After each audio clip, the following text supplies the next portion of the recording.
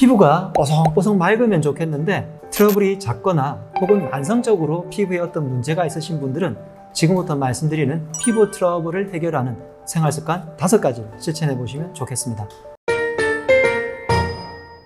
첫 번째는 디톡스인데요. 피부의 문제는 우리 몸의 장의 문제를 그대로 반영합니다. 여러분들이 입을 벌리시고 이 안쪽이 우리 몸의 안입니까 바깥입니까? 라고 물으면 대부분은 입 안입니까? 안이 아닌가요? 라고 대답을 하는데요. 실제적으로 입 안쪽 벽은 바깥의 음식물과 공기와 접촉하는 부위니까 의학적으로는 바깥이죠.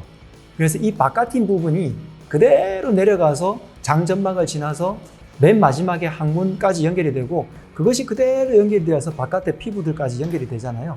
의학적으로 몸의 안쪽이라는 것은 안쪽에 있는 고장육부, 내장기들을 의미합니다. 그렇기 때문인지 우리 몸의 피부 상태는 안쪽의 점막 상태와 어떻게 보면 같다라고 말을 할 수도 있고, 그래서 장의 상태가 피부 상태를 그대로 반영한다라는 말이 그런 이유도 포함이 되는 거죠. 그래서 장을 관리를 잘 하게 되면 피부의 상태도 좋아지기 때문에 피부 트러블이 있으신 혹은 피부에 질환이 있으신 분들의 가장 첫 번째 해야 될 것들은 바로 장을 해독하는 디톡스 요법입니다. 우리 몸에서 장을 해독하고 디톡스를 할 때 가장 첫 번째 해야 될 것이 바로 단식인데요. 여러분들이 편하게 할 수 있는 단식은 대체로 이틀 동안만 하셔도 피부를 위해서는 충분히 좋은 기간이 될 수 있습니다. 여러분들이 그렇게 이틀 정도 가벼운 단식을 하실 때에는 죽염을 먹는다든지 레몬 디톡스 같은 그런 방법이나 약차들 종류 중에서 여러분들에게 체질에 맞는 차를 한두 가지 권유를 받으셔서 그것을 계속 따뜻하게 음용을 하면서 시행을 하셔도 충분히 효과를 보실 거예요.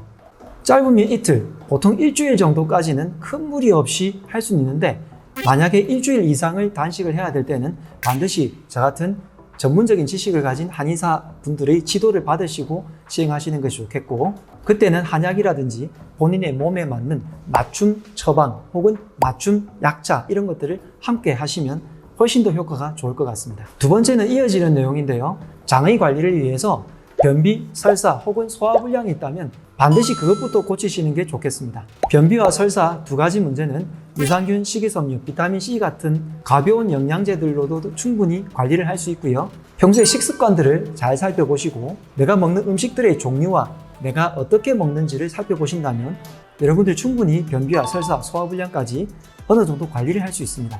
물론 악성 변비, 만성적인 설사, 너무 오래된 소화불량이나 위염, 역류성 식도염 같은 질환이 있다면 치료를 받아서 고쳐야지 피부 트러블, 피부 질환들도 빨리 치료될 수가 있습니다. 세 번째, 장을 나쁘게 만드는 음식들을 피해주세요. 많이들 알고 계시는 밀가루 음식들, 이런 것들은 먹게 되면 속이 좀 더부룩하게 되죠.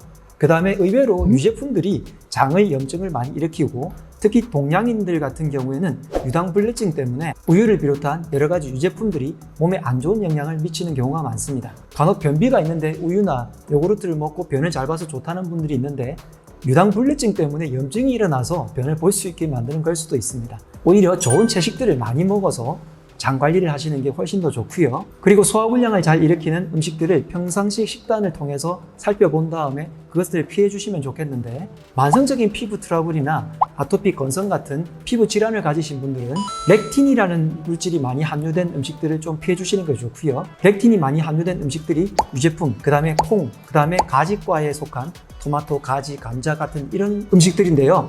이런 음식들도 충분히 익혀서 먹거나 발효돼서 먹으면 안전한 수준으로 렉틴 함량이 줄어듭니다. 콩을 충분히 발효시킨 된장, 청국장, 간장 이런 것들로 섭취를 하는 것이 좋겠고요. 토마토나 감자 같은 것도 푹 익혀서 먹고 다른 소화불량을 유발하는 음식, 알레르기를 유발하는 음식들은 당연히 피해 주시는 것이 좋겠습니다. 네 번째는 식사량을 조절해 보는 건데요. 막상 하려니까 두려운 분들이 많은데요. 가벼운 절식, 그래서 하루에 2끼 정도로만 섭취를 제한해 주셔도 가벼운 디톡스가 꾸준하게 이어질 수 있습니다. 이때 가장 중요한 것은요, 아침 식사는 가급적 해주는 것이 몸의 디톡스를 위해서도 훨씬 좋습니다. 그렇다면 2끼를 먹을 때 아침 식사를 든든하게 하고요, 점심을 조금 진한 식사를 하게 되면 저녁을 줄일 수 있게 되어서 여러분들이 2끼 식사를 하는데 도움이 될 것 같습니다. 마지막으로 5번째 생활습관은 나의 피부의 타입에 맞는 입욕제 혹은 세안제를 약초를 통해서 만들어서 시행해 보시는 건데요. 평범한 피부인데 약간의 트러블이 있으신 분들은 감초를 달인 물이라든지 뽕잎을 달인 물들을 가지고 가볍게 세안을 하거나 혹은 입욕제로 쓰셔도 좋겠고요.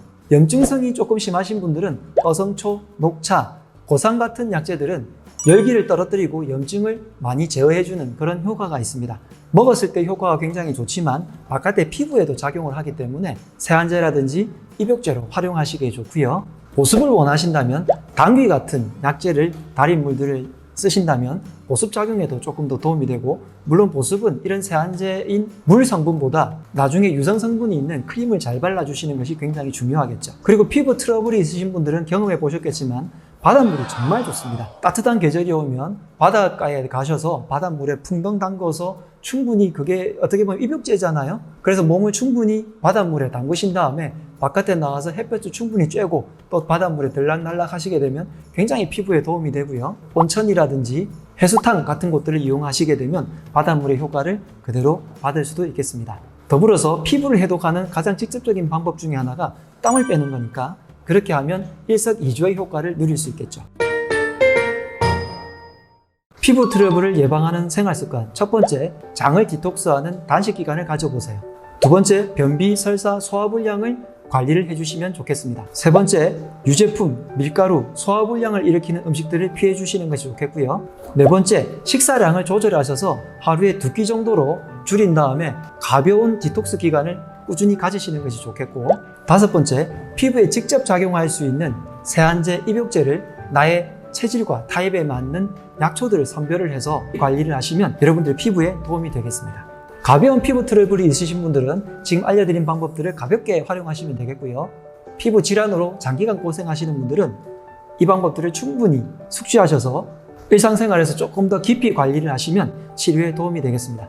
여러분들의 피부가 맑고 투명해지시면 좋겠습니다. 지금까지 강남 허준 박영환 원장이었습니다. 건강하세요.